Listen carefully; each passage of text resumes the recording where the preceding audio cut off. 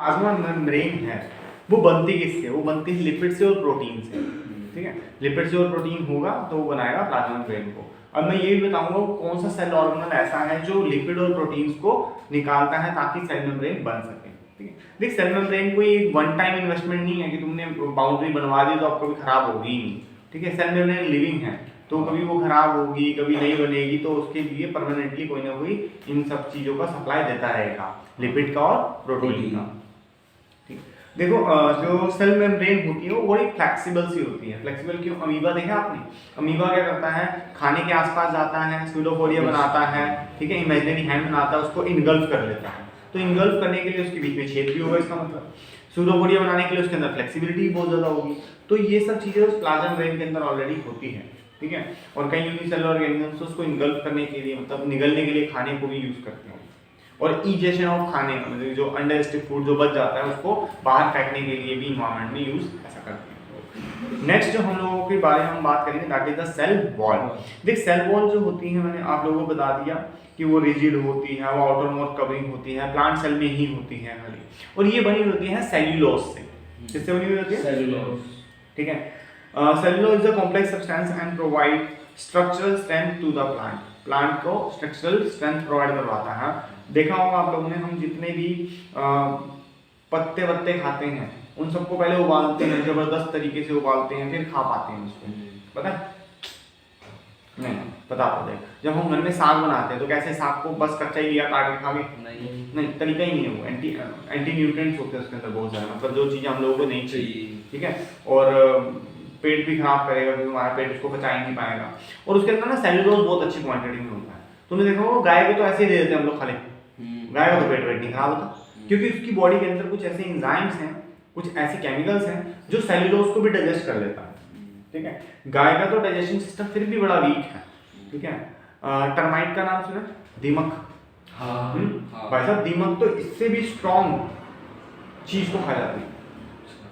ठीक है, जो लकड़ी को खा जाती है, लकड़ी के अंदर पत्तों के कंपैरिजन जो लीव्स होते हैं उसके comparatively high amount of cellulose present होता है, वो उसको भी डाइजेस्ट कर जाती है। ठीक है, अब वो कैसे डाइजेस्ट करती है वो थोड़ा सा अच्छा नहीं है, ठीक है ना, बड़ा वाहियात सा लगेगा सुनने में। तुम लोगों के सिलेबस में फिर किसी दिन बात करेंगे वाहियात बातें। लेकिन हाँ ऐसे भी ऑर्गेनिज्म है जो हमसे नहीं हो पा रहा था, मतलब थोड़ा किसी से नहीं हो पाया। ठीक है ना, बहुत से ऐसे ऑर्गेनिजम्स है जो सब काम कर सकते हैं इजीली। आई बात समझ? तो सेल वॉल किससे बनता है? सेल्यूलोज से बनता है। काम क्या उसका? रिजिडिटी स्ट्रेंथ प्रोवाइड करने का काम है, प्लांट सेल के अंदर ही प्रेजेंट रहता है। कहना when a living plant cell loss water through the osmosis there is a shrinkage और concentration contraction of the content of the cell away from the cell wall. अब ये क्या करता है, ऑब्वियसली बात है, जब उसको पानी को छोड़ना है तो अपने आप को श्रिंक करेगा, दबाएगा और फिर उसको बाहर निकालेगा। कहना वी कैन ऑब्जर्व दैट अच्छा ये पूरा प्रोसेस एक बार फिर से समझना। कहता है when a living plant cell, living plant का जो सेल है, प्लांट में बहुत सारे ऐसे सेल्स होते हैं जो नॉन लिविंग होते हैं। कैसे होते हैं? नॉन लिविंग, मरे हुए होते हैं। कह रहा when a living plant cell loss water through osmosis, जब पानी बाहर निकालते हैं ऑस्मोसिस के through, there is a shrinkage of the content of the cell, ठीक है, away from the cell wall. उनके अंदर श्रिंकेज होती है, ठीक है, उसके कंटेंट्स की वजह से, और वो पानी को अवे मतलब कह सकते हैं बाहर फेंक देने का काम करती है। इस प्रोसेस को बोलते हैं प्लाज्मोलिसिस। क्या बोलते हैं इसको? प्लाज्मोलिसिस। और ये भी इंपॉर्टेंट है, ठीक है, प्लाज्मोलिसिस। क्या है, when do we infer from this activity, मतलब जो एक्टिविटी इसने कहानी लिखी हुई है, रियो लीव है, उसके अंदर पानी है, ठीक है, इसको एक बार रीड जरूर करना। एक केस स्टडी के अंदर रियो लीव के बारे में बताया था। ठीक है, अब करना कुछ नहीं है ज़्यादातर उसके अंदर, ये बच्चा कंफ्यूज बड़ा हो जाता है। तो अब क्या करना है, पानी के अंदर अब्जॉर्प्शन ऑफ वाटर करवाएंगे तो वो ऑस्मोसिस के थ्रू होगा, वाटर जो बाहर निकालेगा ऑस्मोसिस के थ्रू होगा।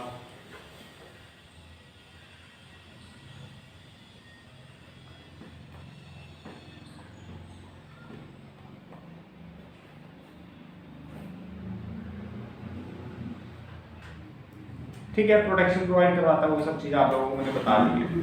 ठीक है, और क्या हो गया, अब बात करते हैं न्यूक्लियस की। किसकी? न्यूक्लियस। देख न्यूक्लियस जो होता है फर्स्ट टाइम मैंने आपको बता दिया था, it's a brain of cell. अच्छा ब्रेन ऑफ सेल, जो सेल जितनी भी कंट्रोलिंग करता है वो न्यूक्लियस ही करता है, राजा न्यूक्लियस है वहाँ पे, कंट्रोलिंग अथॉरिटी न्यूक्लियस की है। कहता है according to their chemical composition, अगर हम लोग न्यूक्लियस की केमिकल कॉम्पोजिशन की बात करें, different region of cell get different colour, ये सब बातें किसी और चीज की कर रहा है, इसको स्टार्टिंग से रीड करते हैं। कह रहा है remember the temporary amount of onion peel we prepared, temporary amount of onion peel का एक्सपेरिमेंट किया था स्कूल में, वो छिलका निकाला था, फिर छिलके अंदर से एक व्हाइट कलर का एक पील निकाला था, फिर सैफरॉन लगाया था, वैसलीन लगा के उसको चिपका दिया था, एयर बबल निकाला था, दोनों साइड उसके ऊपर रखी थी, माइक्रोस्कोप में लगा के सनलाइट के प्रेजेंस में देखा था, उसी की बात कर रहा है। जब हम लोग उसको देखते हैं तो उसके अंदर हम लोग क्या करते हैं, आयोडीन सॉल्यूशन डालते हैं, ठीक है, ऑन द पील। कह रहा what would we see if we, अगर ये काम हम लोग करें, अनियन पील को हम उसके नीचे लेके जाएं तो हमें उसके अंदर क्या देखने को मिलेगा।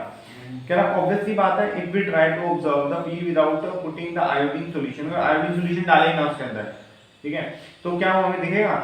कह रहा when we put iodine solution on the peel did each cell get evenly coloured, तो हो क्या जाएगा, कलर्ड हो जाएगा, ठीक है। अभी क्या है, अनकलर्ड है, कलरलेस है, तो जब कलरफुल हो जाएंगे तो ऐसे करके अच्छे से मुझे उनकी बाउंड्रीज दिखेंगी, बाउंड्रीज दिखेंगी तो पता चलेगा हम लोगों को उसका सेल कहाँ है, ऐसे ऐसे करके बाउंड्रीज दिखेंगी ना उसकी।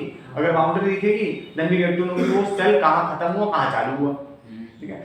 ऐसे पानी के अंदर अगर हम लोग जेलीफिश को देखें, बहुत सारी जेलीफिश है, तो उसको डिस्टिंग्विश नहीं कर पाएगा जेलीफिश कहाँ है पानी के अंदर, लेकिन जब पानी से बाहर निकाल के तो लैंड पे या सैंड पे उसको देखेगा ना, आराम से दिखेगी, क्योंकि उसकी बाउंड्रीज दिखनी शुरू हो जाएगी। ऐसे ही आयोडीन को हम लोग डालते हैं ताकि उसकी बाउंड्रीज कलरफुल तरीके से हमें दिखनी शुरू हो जाए, ठीक है।